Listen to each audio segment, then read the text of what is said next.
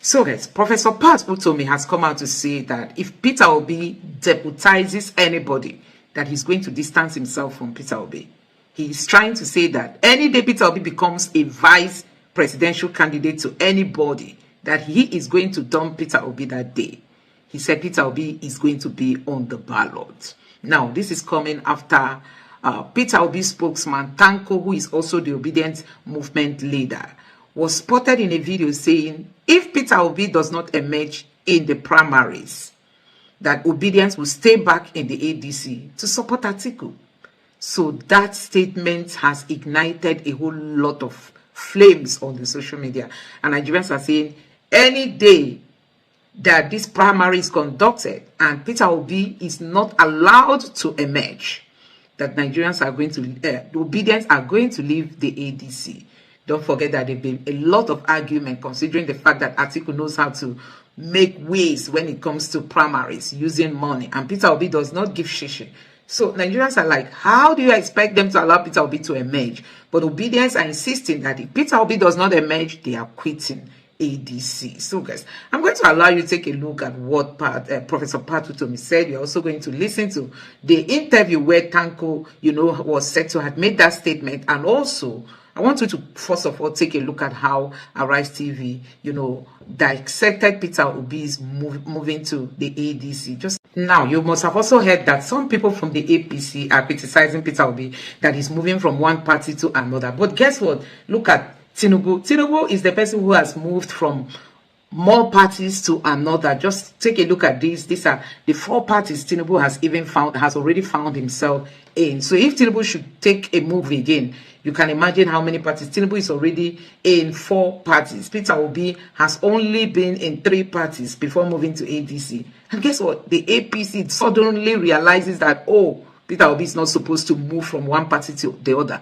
But them, the APC, they are busy welcoming people from the PDP. But they don't want Obi to move. Now, the Labour Party recently tweeted and pleaded with Nigerians to forgive them to have failed Peter Obi in the last election. I mean, the Labour Party is apologizing to Nigerians. Nigerians, forgive us because we failed Peter Obi in the last elections, as presidential candidate. And guess what, Nigerians? Since 1999, the Labour Party has not been able to get any vote. Like you can see from this chart here, that since 1999, the Labour Party did not even get 1 vote. 2023, no vote. 2007, no vote. Okay, let me start again. 1999, no vote. 2003, no vote. 2007, no vote. 2011, no vote. 2015, no vote. No single vote for Labour Party in the presidential election. Then 2019, they managed to get about 5,000 votes. And then 2023, INEC gave Peter Obi 6 million votes. This is what INEC gave. So you can imagine if INEC had provided Nigerians with the real figure of Peter Obi's vote, Peter Obi must have scored more than 15 million votes. But they brought down his figure because you know all the riggings that happened. And the Labour Party is saying, Nigerians, we are sorry to have failed Obi as the presidential candidate, while Obi is the one that brought prestige to that party. Today, Nigerians have left, Obidients have dumped the Labour Party, and they are urging all Obidients to unfollow the Labour Party on all their social media platforms. Unfollow them because we don't have anything again to do with them. So guys, I'm just going to allow you to take a look at how Ojuokwe and Arise TV crew have spoken about Peter Obi's defection, and you are going to also listen to Professor Pat Utomi, who has said if Peter Obi becomes deputy to anybody, he's going to dump Peter Obi. And then you will listen to Peter Obi's spokesperson, who is also the leader of the Obidient movement, Dr. Tanko, who said if Peter Obi does not win at the primary levels, Obidients will stay back in ADC to support Atiku. And Obidients are saying that they cannot. If Peter Obi doesn't win, that he should leave the party. And Obidients are ready to follow him to anywhere he goes. Anyway, guys, without too much talk, let me allow you to take a look at these clips. And let me also know your thoughts in the comment section below. Please don't forget to subscribe and turn on the bell notification. Thank you. There's none. Even Bola Tinubu was contested as a senator and won when Atiku Abubakar wanted to be president. So it's been moving from one party to the other. He is saying that, look, all of this is about Atiku Abubakar, and that's why the ADC is silent on zoning. Even though he's speaking from the point of opposition and it may seem like a meddlesome interloper, doesn't he have a point? He does not. Why he does not have a point is that I can tell you that Peter Obi will contest for the presidency. The day he becomes somebody's vice president, I walk away from his corner. I can tell you that for a fact. And secondly, something very important for this election to bear in mind. The Nigerian presidency has become a retirement home where people go for the Nigerian state to pay their medical bills. It is not acceptable. They don't have the fitness to run the country. The last one, the current one, have essentially... In Nigeria, reactions have trailed the much-anticipated decision of former Labour Party presidential candidate Peter Obi defecting to the African Democratic Congress. Peter Obi made the decision on Wednesday in Enugu during a special event organized by Southeast stakeholders from the People's Democratic Party, Labour Party, and All Progressives Grand Alliance. Peter Obi stated that he's beginning a journey to rescue Nigeria for proper socio-economic development that will be unifying and inclusive. Obi also issued a strong warning to those planning to rig the 2027 election, saying that they will be resisted by every means lawful and legitimate. Let's take a look. We've not seen people who benefited in our democracy be part of celebrating electoral fraud publicly. And we are saying that those who are planning to rig an election in Nigeria, come 2027, we will resist it by every means lawful and legitimate. And we are urging this happen because we have weak institutions like INEC, which we are urging them in the coming election. We must do whatever it is to follow the rules and the regulation, starting by educational qualification for eligibility to sit for any election. We can no longer be where they are asking whether this person went to school or not. We have 1 year now to determine who went to school and who didn't go to school. We have 1 year now for people to tell us the school they attended. And when they left those schools, we don't want it to be something we go to court after election. They say it's pre-election matter. We have pre-election situation now to verify everybody who wants to contest the election in Nigeria. And we must follow that. All right, Peter Obi's defection has gotten a lot of reaction. I'll take this one from former Vice President Atiku Abubakar, who welcomed Peter Obi's decision to join the ADC, describing the step as critical to challenge power and an opportunity to deliver good governance to Nigerians. Atiku expressed this in a post on X, stating in part that today marks a significant moment in the history of political coalition in our country with the official declaration of my brother and associate Peter Obi into the African Democratic Congress. It is my pleasure to welcome him officially as we look forward to a robust working relationship that will foster a virile opposition, one that will ultimately form a government capable of bringing prosperity and peace to our people. Well, Governor of Abia State, Alex Oti, has also reacted to Peter Obi's defection, saying that he will not be leaving the Labour Party. He reiterated that he joined the party before Peter Obi did. Speaking on Tuesday during his monthly media chat in Umuahia, Oti said he gave Peter Obi his blessing to leave. He also revealed that the Deputy Speaker of the House of Representatives, Benjamin Kalu, had been prompting him to join the APC, but he resisted. While Governor Oti's decision to remain in the Labour Party has also been met with mixed reactions, as it signals a potential split in the party's leadership ahead of the 2027 elections. Dr. Abati, I'd love your reaction to Peter Obi's defection and, of course, the comments from Atiku Abubakar and Alex Oti. Okay. Yeah, well, people had expected that this would happen. Yes. Because it was clear that Mr. Peter Obi had joined the Progressives who had moved into the ADC, what remained was for him to make the declaration. And now on 31st December, that has been done in the presence of chieftains of the ADC and other political figures who may likely still join him in the ADC. However, I was, more interested in his speech. It was a very well-prepared speech, and maybe let me just emphasize some of the highlights. He was calling for one, electoral reform, and saying that INEC, that's the Electoral Commission, is a weak institution, and that weak institution has to be strengthened so that we will not have a situation in 2027 when people will present coupon sheets as certificates that they got when they left secondary school. In other words, it has happened before in this country.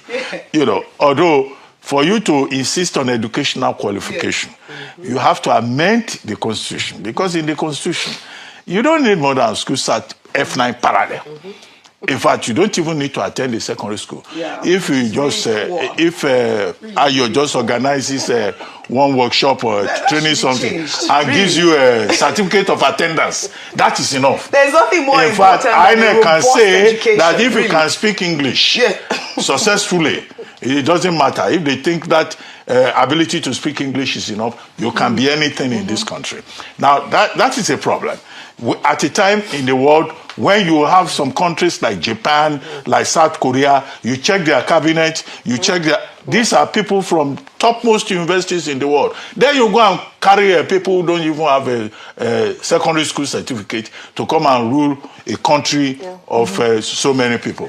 Now, he also talked about what he has done in terms of preparation. Yes. He came across as a man who is prepared.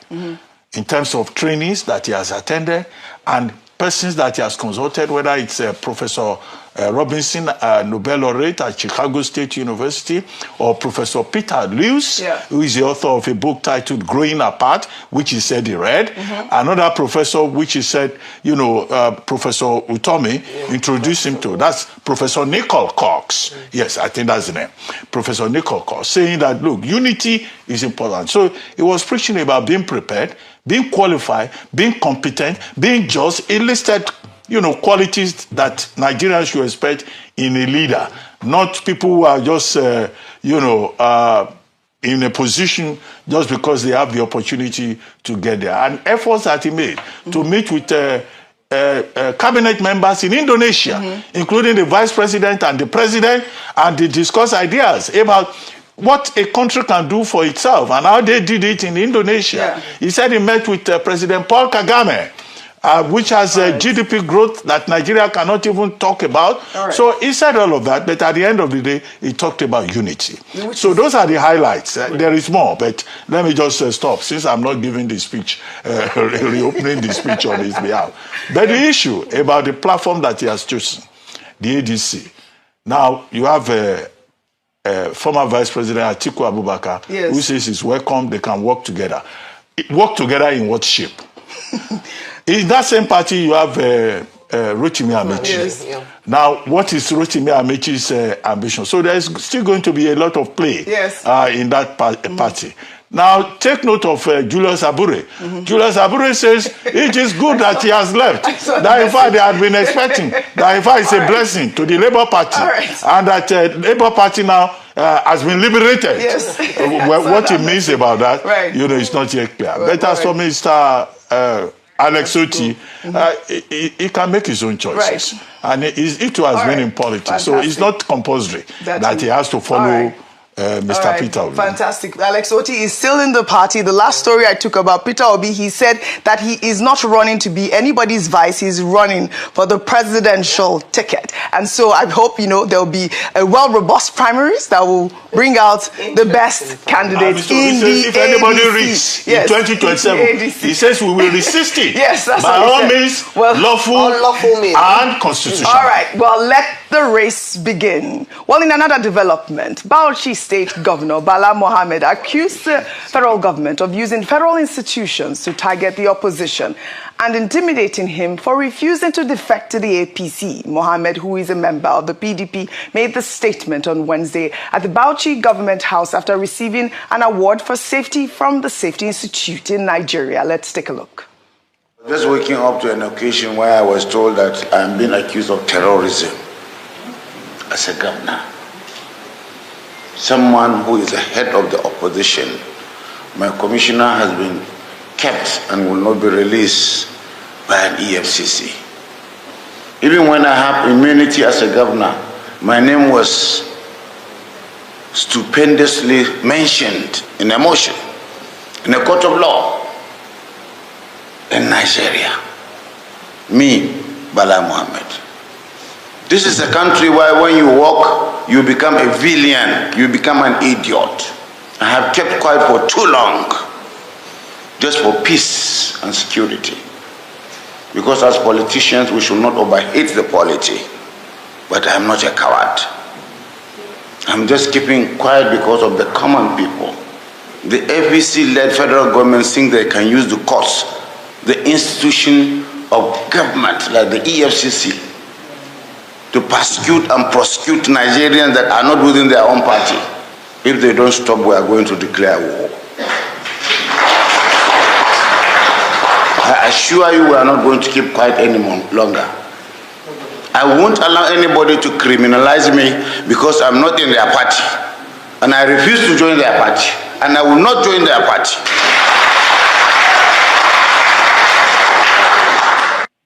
Oh, this is such a strong allegation, Rufai. And I'll take a reaction from Lord Foster, who wrote, "We didn't need a press conference to know this. It is a standard playbook to join the choir or face the FCC. It is not about fighting corruption. It's about enforcing compliance. They are weaponizing state institutions to force a one-party state, and anyone who refuses to kneel suddenly gets labeled a terrorist or has their files dusted off. It's blackmail, plain and simple." Even people that are in this government that have files piling up in the FCC, but once they are in cahoots with this government, nobody dusts up their files. You can see Bala Mohammed, what's his crime? He's fighting to be able to keep the PDP one and all of that. All of a sudden, they are dusting up his file. In fact, there was a corruption. I'm not saying let's not fight corruption. Please don't get me wrong. There was a corruption case against one of his commissioners. If they found guilty, they should be made to face the law. Look at Malami. I'm not saying don't fight corruption against Malami. All of a sudden, after 2 years, the Malami is a spotlight, anti-corruption fight. Bas. I think he spent the new year in Kuje. But the question we should ask is, what of some people that they have put a part of their reconciliation committee that at some point some people swore that, if we don't bring this person to book, if the court doesn't rule over, I will resign my job. I will resign my job. The same person, they say they will resign their job over, all of a sudden, is now a beautiful bride. In fact, the person has even said he's going to run for Senate. And some people say they will resign their job. We are not hearing that activity. But anyway, when that media war was on there, we stood for the truth. Yeah? We fought for the truth. We said the rule of law should take its course. So in this country, we are not saying no fight corruption. But what we keep saying, and that's what a lot of people are also pointing out as regards this tax law. So that's not going to be something they will now use against their opposition. The question is, please, let it be the same threshold across board. Even if your friend or not your friend. That's just what we are saying. Yes. Let it be the same threshold across board. It's not the fact that we know there are some people, their file is big for EFCC. But today, they are gallivanting around. But because people have showed one feet in the opposition, then they start to attack them. Yeah. We are not saying, please, if those people have done things in the past, that they stole money, the EFCC should go after them, bring them to book as long as they have the charges over them. But this high-handed, this using EFCC to force, because let's not forget, you are in power today, you will not be in power tomorrow. The same people that use EFCC against some people yesterday, today they are facing the wrath of EFCC. Let's be careful in this life. Let's be careful.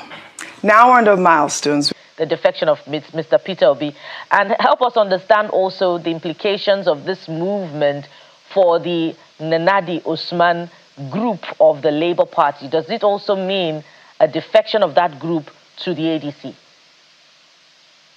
Well, let me just start by saying that yesterday, what we witnessed was a public affirmation and confirmation of His Excellency move into the African Democratic Congress, ADC.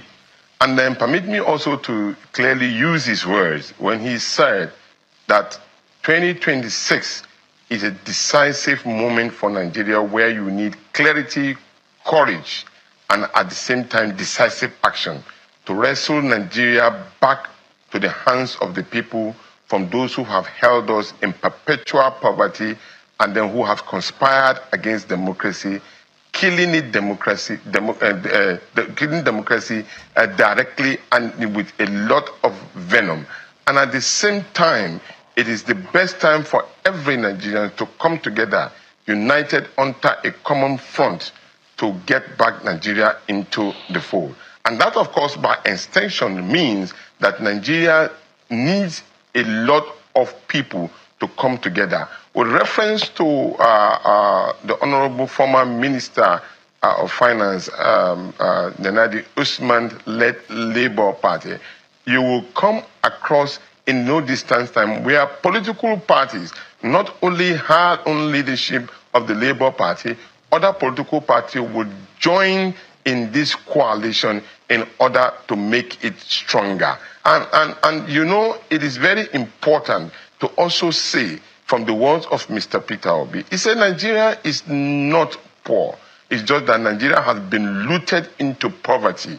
And at the same time, he said Nigerians' youth are not weak. They are very intelligent. You can see what they've done in the music industry and the movie industry and all. And our intellectual base in Nigeria, both locally and internationally, is profoundly fantastic.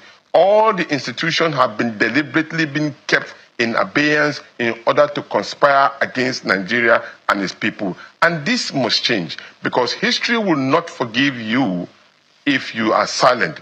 It may forgive you if you make mistake, but then at the same time, for you to challenge the status quo, we all must rise up. So it's a parting gift for Nigerians for 2025 and a raise of genuine hope for Nigerians that we must rise up together in unison to reclaim Nigeria back to the hands of Nigeria against those who have used it deliberately in conspiring against the state and then taking advantage of democracy while destroying it to empower themselves very disgracefully.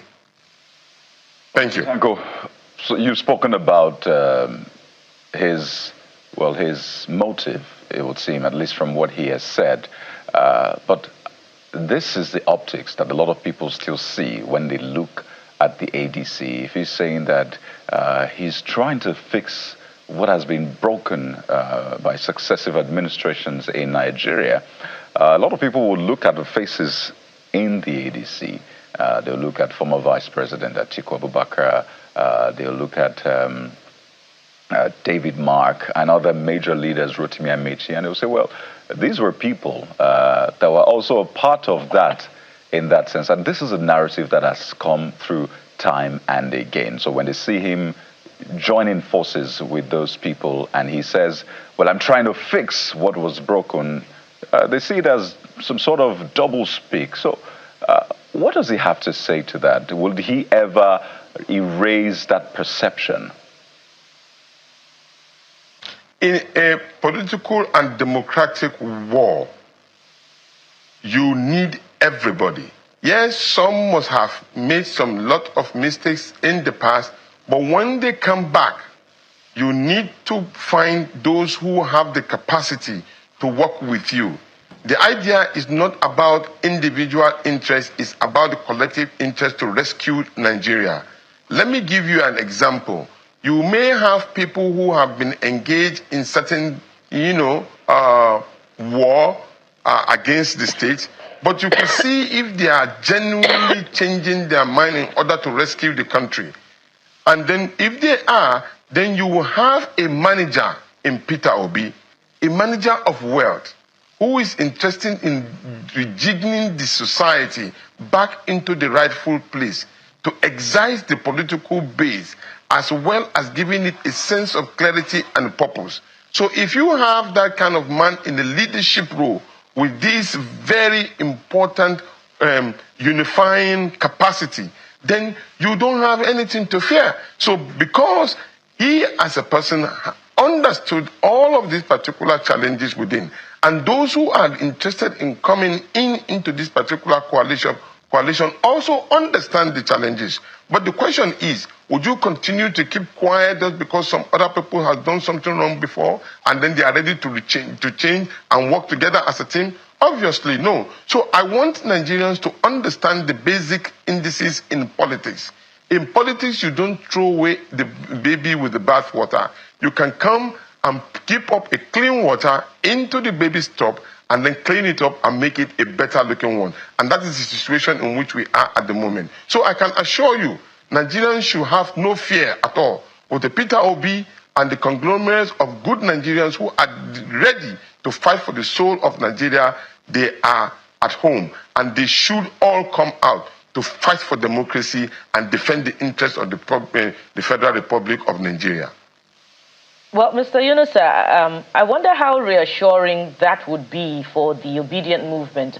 And you are, the coordinator of that movement. When Mr. Peter Obi is concerned, the biblical saying could be deployed. The next expectation awaits his decision. So is this decision to move to the ADC satisfactory with the, majority of the members of the Obedient movement, especially because Alhaji Atiku Abubakar is also with the ADC. And so what happens at the primaries? Are we going to see another defection if one ego does not yield to the other? Because Mr. Peter Obi has said he's going to be on the ballot in 2027 rather. Well, if you notice, with all due respect to the ADC, it got its traction when people come around and agree and all. But the vehicle of ADC kick-started yesterday. It kick-started with one ignition kick, and that is that of the excitement that His Excellency Mr. Peter Obi has brought to it finally. The vehicle was actually parked, ready to start moving. Now it's going to move. It's going to move at an astronomical pace and speed. This is because in the Obedient movement, we have intelligent youth who are demanding for clarity and good governance. They have made that position known very clearly, and they are going to move in their millions into the ADC. That is an affirmation. Permit me to use this opportunity to also affirm the calling of His Excellency on all Obedients and every Nigerian who mean well for this country to go in and pick up the membership card of an ADC. Not on the, comfort zone here in Abuja and all. No, go back to your ward, your place of domain where people know you back at home. Pick up the card, showcase it, let the whole world know that everybody is now in ADC. Well, at the moment now, the government has used its executive power, negative executive power against the people. We are asking the Nigerian people to use their positive executive power to get Nigeria back on the track. And I can assure you, the Obedient movement can do that. We can galvanize Nigerians, we can mobilize them, and at the end of the day, when it comes to the issue of primary as Democrats, we will go in there as Democrats and contest equitably well with every contestant based on democratic tenets. And of course, we believe at the end of it all, Mr. Peter Obi will come out top with the large teeming population that is bringing into the ADC. So have no fear about whether we are going to move out or moving. But I can assure you we will remain and battle for the soul of the ADC ticket and battle for the soul of Nigeria collectively, but not indecisively. Mr. Yunusa, what happens if Alhaji Atiku Abubakar wins the ADC ticket for the presidential elections in 2027? What decision then would Mr. Peter Obi take at that point? We are Democrats and we will take democratic decisions. That I can tell you. What does that mean? That means that we will remain in the party and give the party the lease of life at the demands democratically. Does that also mean that there will be no further defection? Because your principal has said with certainty that he's going to be on the ballot. That is what I tell you. Democracy comes with affirmation, and he has affirmed to be part of this democratic process. And in democracy, it has all kinds of phases. So we will take our decision democratically and remain with the movement and the coalition as it were. So the question is, who is with Mr. Peter Obi on this journey? Who's on his side? We've seen the governor of Abia State saying, well, I'm fine right here. I'm not moving, right? And I mean, that would have been a major political heavyweight coming with him into the ADC. But no, the governor says, I'm not going. When he joined the Labour Party 2022, you could see the overwhelming support from a lot of Nigerians, both online and offline. People changing their social media display pictures with Labour Party's logo, putting it up, saying, you know what, I'm for this. But this time around, it's not been the same. In fact, his vice, Dati Baba Ahmed, perhaps you can speak to that as well. So the question is, who is with Mr. Peter Obi in this defection? Who is on his side? I'd like you to name that. Thank you very much. Thank you very much, Kayode. Do you remember that prior to the 2023 general election, was Peter Obi having anybody by his side? Obviously, no. What he was having is, the way they say, is only 4 people that were going around in the corner of their room mobilizing. Yet it produces the vice president that you just mentioned, Malam Deti Baba Ahmed. It produces Alex Oti that you are just talking about, who became the governor of Abia State. It produces many members of the Federal House of Representatives, senators. That is one man that does not have anything. So you can imagine what will happen next. All those pictures that you are seeing, wait in the next few days. You will see the same kind of mobilization. So we are not perturbed, but we know also in spirit and mind they are with us. Yesterday, interestingly, at that hall in Nikki Lake, you saw former governors that were not with Peter Obi at all before. They were all there. There were about 67 and hundreds of members of Federal House of Representatives, members who were part of other political parties who defected right there and then, or rather took up the mantle of leadership of joining the ADC. This was done only yesterday at that particular Nikki Lake hotel. And at the same time, it is important for me to raise this. He is the only presidential candidate that came up with a lot of teeming support of people who came in to join him. That speaks in volume. So if you like, you can undermine that particular strength of collective interest and watch in the next few days. So Peter Obi is a mobilizer of men of integrity, people who believe that they need to change the narrative, and they believe that this is the time, better organized, ready to move. The Obidient movement have declared long before now that anywhere Mr. Peter Obi is going, we will go with him. So, Kayode, don't be perturbed. Be more hopeful that I can tell you that the mobilization and the movement that you will see will be different from what you saw in 2023. And for those who have left, I can assure you, quite a number of them have seen that the train is now moving with a headlong supersonic speed. So if you don't join, we know when you join us. Well, and then I'm asking everybody to please come on board. Right. We need to rescue Nigeria, and Mr. Peter Obi has the saddle of leadership.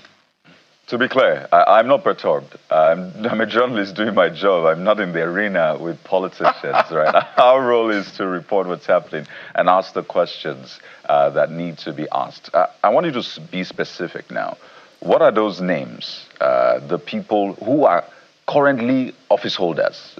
Clearly, the governor is not joining him. But maybe in the National Assembly or State Assembly, can you list them? Because again, this is important. They say, show me your friends, and I'll tell you who you are. It's the people that can identify with you in times like this. If you have people of timber and caliber, as they say, identifying with you, then a lot of people will understand what he's up to. So maybe give us some of those names, particularly the ones who office holders. You saw yesterday the former the former governors, not former governors this time around. Not former governors, Mr. Tanko. I appreciate that. Wait, now let me conclude. Current office holders. Just be patient. Just be patient. Yesterday, the person that was the MC of that particular occasion was none other than the former chairman of ABGA, Senator Victor Ume. He was the master of ceremony. That speaks in volume for you. Two, and then Honorable Sheyi, senators, all senators in the former Labour Party are with Mr. Peter Obi, and they were present. Members of the Federal House of Representatives who are office holders at them, all of them were in that particular hall yesterday. And then everybody that is within the southeastern part and the north were there. Former speakers, deputy speakers, and then Speaker of the Federal House of Representatives was in that particular hall. So, with all due respect, for somebody who did not have anybody before, now can command all of this in a peaceful and more organized manner, I don't think you need more than this. And then I can tell you also, the teaming supporters of the Obidient movement, millions of them, both locally and internationally, so we did not even want to publicize that particular occasion yesterday, because that particular thing wouldn't have been able to contain the people. Yet we had that particular the crowd. Specifically, pardon me, Mr. Tanko. So Senator Victor Ume, did he defect with Mr. Peter? Because I'm looking at his socials now. He still has a Labour Party outfit that he's wearing on his profile on social media. So is he in the ADC right now as well? Of course. And let me give you a confirmation. He was even the one that asked. There was a motion that was moved in an affirmative position for everybody in the hall. It was moved by Emeka Hedioha, and then it was affirmed by former Speaker of the Federal House of Representatives, that was Alhaji Aminu Tambuwal. So all of this happened in the hall at one sweep, and it was affirmed. It was a yes vote for everybody in the hall. So in the next few weeks, you'll be seeing people doing their independent picking of the cards of the ADC, which I have affirmed that every Obidient would also do at the moment now. And so we can also conclude that Senator Naya Baribe, who was with the All Progressives Grand Alliance, has now moved officially to the ADC, right? Confirmed. All right. So there are so many things to look forward to in the coming days, knowing who is with what at the National Assembly as well, whether the Labour Party, the remaining Labour Party members at the National Assembly will be moving to the ADC, or they will remain in the Labour Party. Of course, it's an ongoing conversation. Well, most thank you for the clarifications that you have brought. So guys, like you can see, many Northerners are waking up now saying they are going to be supporting Peter Obi. There is this guy who said, oh, I'll be voting for Tinubu come 2027. Another Northerner replied him saying, oh, I'll be voting for Peter Obi come 2027. You know, since Peter Obi joined the ADC, even the Northerners are telling Atiku that Mr. Man, it's not your turn. It is the Southern turn, no matter how you people try to interpret it. All of El-Rufai's followers believe that it is the Southern turn, so that if the Southerners have their way, it's 4 years. The Northerners can come. Anybody they want to fill in is their own. It's their turn. They should fill in. But now that it's the Southern turn, Atiku don't need to mess things around. I mean, Atiku. By now, Atiku is supposed to be an elder statesman. I don't know why he still wants to be on the ballot. He just has enough money to be wasting all around. You know, when Atiku started vying for this position of the presidency, and he can see that it is not his start to become the president of Nigeria. For the fact that you were once a vice president does not automatically say that you are going to be a president. So you can imagine that. And this is one of the things Atiku has still not come to understand, that for the fact that he was once a VP and under Obasanjo, yes, Nigeria did better, then at least all our debts were forgiven and we didn't have so much debt like we have today. So, but Atiku feels because he was once a vice president, that automatically makes him to be qualified to become the president. It's like Shetima, after Tinubu's tenure now, Shetima just believing that he can become president of Nigeria. Anyway, guys, like I said, this Northerner tweeted and said, I am Ahmad AU, from northern Nigeria. Today, as Peter Obi joins ADC, I publicly welcome and support him to become the president of Nigeria. I confidently promise 3 million votes from the north. I will personally handle mass mobilization, youth engagement, and grassroots campaign. That's what this guy tweeted, that he's going to help make sure and that Peter Obi becomes president, as in gets support from the north. And many Nigerians have been reacting and saying, oh, they brought Tinubu and now he wants to dump Tinubu. You know, they've been mixed reaction. While some people are in support of what the guy said, some people are saying, oh, you people brought Tinubu, now Tinubu has destroyed the nation, you are now going to Peter Obi. Like this person say, that shows how we spark a thriller. This isn't just support or a pledge, it is a blueprint for building momentum that could reshape the nation's political landscape. Peter Obi for president 2027. That's what this other person reacted. And another person say, let's go. Another person say, I promise 3 million votes from the north. Voting is useless in Nigeria. Bitter truth. This person is good. Another person say, from today, I, Obam SE, Middle Belton, see you as a brother in struggle for a better Nigerian. May God crown our effort to defeat the enemies of Nigeria. And this person say, if you are a Peter Obi supporter here, let's follow each other and gain massively in order that into the new year. Happy New Year in advance, guys. So they are saying let's follow one another, you know, in advance.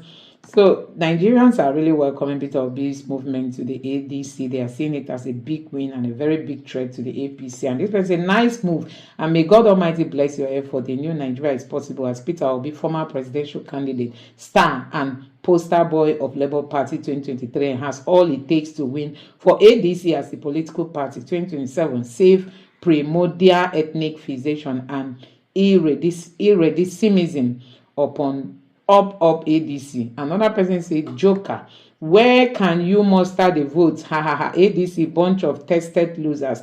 Nigeria is waiting to embarrass them all and have them out their trails in between their laps and out their trails in between their lives, and in shame that they caused the country with 16 years of fraudulent voter registration.